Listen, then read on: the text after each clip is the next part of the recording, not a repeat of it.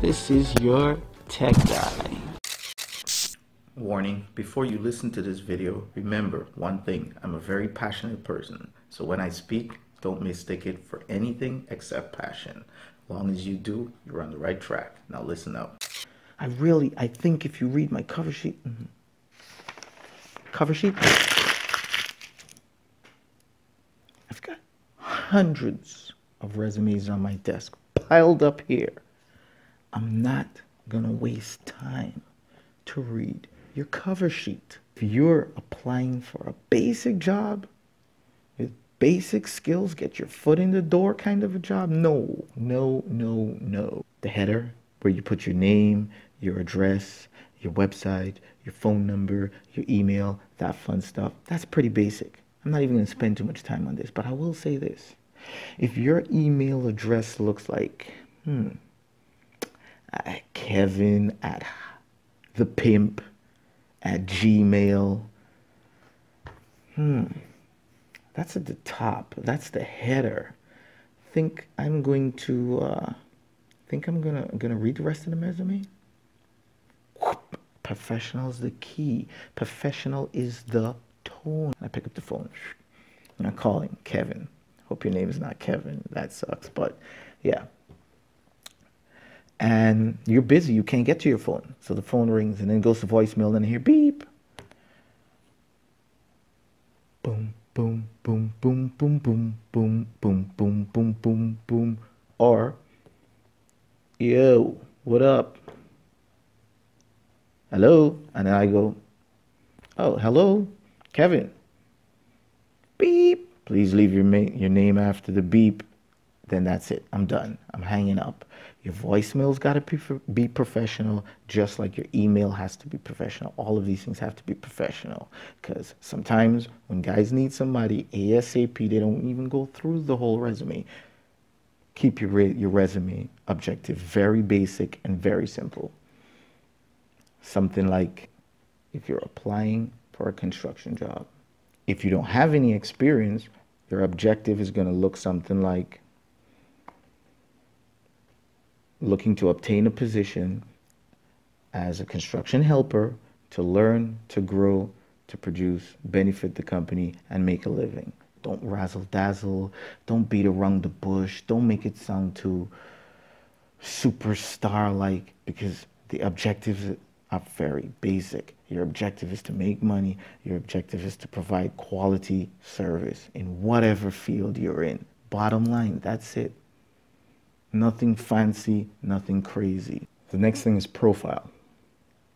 Now, I don't like bullet points in the profile. I like to list out my profile plain and straight. And I'll be honest with you, this is probably one of the most, if not the most important part on the resume. Most of the time, it's my profile on your profile that will get you the job. Why? Because what employers are doing right now, as soon as they see your profile, they'll take it with a grain of salt. They're going straight to your Facebook. They're going straight to your Instagram. They're going straight to your whatever account on social media that's out there. And they're checking to see what it is that you're posting. So if you're doing the right things, and on Sundays, you're spending your late afternoon, 7, 8 p.m., preparing for work on Monday, or doing something productive, then that looks good. Those things look good. Okay, well, I know everybody says, oh, I don't want employers to get into my personal life. My personal is my personal, my business, my work is business. Yeah, but I'm sorry, those two are interrelated, because when your personal life is not straight, it's not in order, then it rolls over into your business life or your work life or your work productivity life. We're to the point where Monday mornings usually you can't produce, and that's the problem. A lot of employers and a lot of guys are getting fired. People are getting fired right now because Monday mornings there's nobody there. Keywords that go, and I don't use bullet points. I write it all out on the profile.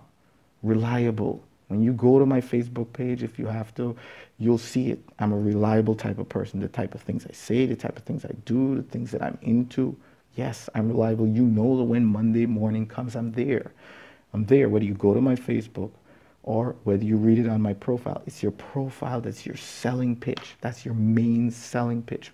Focus on your profile. I'm dependable.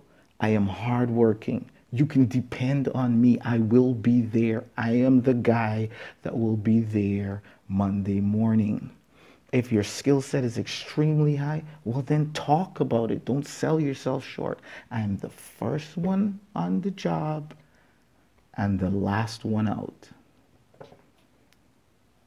Stop and think. Think about what your employers want to hear. Stop and think. Put yourself in that position where you're running a business, when every minute counts for everybody on that clock counts. And then you look at someone's resume and it says, I'm the first one in and the last one out, because my skill set carries me all the way through from the beginning to the end of the job. Hello, my eyes are lighting up right now. You've got me. I'm reading right now, not your cover letter. I'm reading your profile. I'm hardworking. I'm dedicated. You know, even if your skill set is not that high, at least they know you're a quality individual. You're dedicated to what you're doing. So even if you don't know your dedication, you're focused. I'm focused. I am hardworking. I'm a caring individual. I care about what I do, and I apply it everywhere I go, into everything I do. Write some profiles out in the comment section right now. Go grab your resume, do whatever, pause the video, come back, start writing some stuff in the comment section and get busy, because I'm going to get back to you. The next section is your key skills. Your key skills are very important, because now that they know the quality individual that you are, the key skills is what's going to give you a nudge up. So list those skills, list your top skills, and list the top skills that are relevant to the job. So let's say you're going for a McDonald's job. Your top skill is not going to be, I can fix your watch in 5 seconds. I can dismantle it and put it apart, change the battery in 5 seconds. Okay, that's a great skill, because I have a few watches that are not working, by the way. That's an awesome skill. But how is that applicable to flipping burgers? Tell me, how is it applicable? So you want to put the key skills that are applicable to the job that you're applying for. It's kind of a no-brainer. Not that the other skills are not important, but only list them if they're important and directly related to the job at hand. Achievements and certifications. I'm applying for a plumbing job, let's say. Right? I want to be a plumber. I want to be a plumber's helper or something like that. I'm a certified food handler.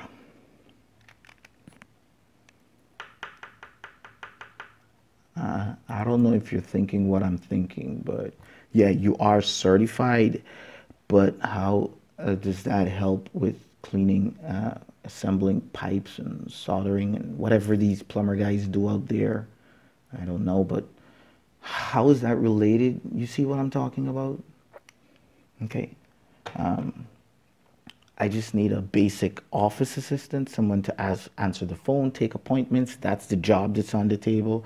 And then you put that you're certified in Excel, PowerPoint. See the relevance there? Everything's got to be interrelated to the job that you're applying for. The more specific or tailor-suited your resume is for the job, the higher the chances of you getting the job. Okay, sometimes I even tweak my resume a little bit to suit the job that I'm applying for. And you can do the same too, not changing the whole thing, but tweaking it a little bit if that's a job that you really want. Work history. Work history, again, is important. Now, if you don't have any work history, you just don't. You flat out don't. Maybe you're 16, 17, 18, 19. Maybe you're a teenager, you're 20 years old, you're fresh out of college, whatever the deal is. You don't have any work history. This is your first basic job. Well, chances are you're not applying for a job as a manager of a high-tech solutions company. If you're fresh out of school or you're looking for a high school gig or something to do, you're not going to be applying for a job like that. You understand what I'm saying? So don't make it a big deal if you don't have any work experience. If you're applying for an apprenticeship kind of a program, kind of a job where, they don't expect you to have that much So don't focus on it too much. But yes, it is great, and it does give you an edge up if you do have that work history. Right? So if you do, then that's awesome. Put, again, work history that's related, that's relevant, okay, to the job that you're applying for. List your education in order, of course, your most recent first to your prior or your earliest education. Don't elaborate too much on it. Just keep it short, keep it simple, because you want to ideally fit all of this into one page. You do want to fit this on one page. You don't want to go over into 2 pages. Sometimes the pages get teared. We got stacks of resumes we got to go through, and then your second page is gone. You got vital, you want to fit it all on one page. Qualifications, right? If you're fresh out of school, you probably don't have much qualifications, but if you got awards, if you got attendance awards, if you got any kind of recognition while you're in school for doing really well, put those things under your qualifications. Put those things under your qualifications, because it's important. It shows that you're an outstanding student. And if you have any degrees and anything like that, well, that's a no-brainer, put it there. But again, try to put the degrees that are related to the job that you're going for. So the key word in this whole resume building thing here is everything has to be related. That's the only way you can manage to make everything short and everything concise. Because if you really stop and think about it, a lot of the stuff that we list is not related. Up and coming things that I do want to talk about is that interview and preparing you for the interview, because this resume does not always gets you the job. It gets you in front of the people. References, if you're a good standing person, list your references, put them there, put them last. You know, you don't have to list them all down, list them side to side to side, whatever you can do to save space. Add in the references. Guys, comment on the sections below. Hit subscribe if you haven't hit subscribe already. I hope this video was very helpful to you. You use all of this advice. You take notes, you implement it, you share it with those who need it. You hit subscribe so you can always keep abreast with new videos that I have up and coming. And you follow me on all the platforms so you can keep abreast with everything else that's going on in terms of productivity in my life, which will transcend to yours. I wear my sunglasses at night so I can, but not tonight.